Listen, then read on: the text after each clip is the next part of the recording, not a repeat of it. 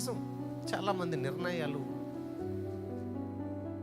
ఒక రకమైనటువంటి మొండుగా తీసుకుంటారు, ఆత్మజ్ఞానంతో తీసుకోరు, ఫ్రస్ట్రేషన్లో తీసుకుంటారు. కొంతమంది ఎవడో చెప్తే నేననేదేంటి అన్నట్లు, కొంతమంది మన మాట ఎవరైనా వినాల్సిందే, చేయాల్సిందే అన్నట్టు తీసుకుంటారు.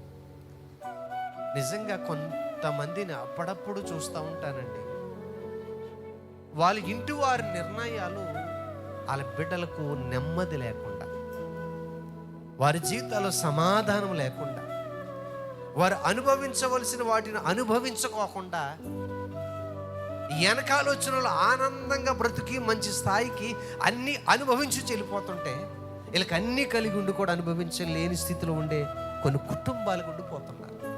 కారణం ఏంటంటే సరిగ్గా గ్రహింపు ఆలోచన లేకపోవటం వల్ల.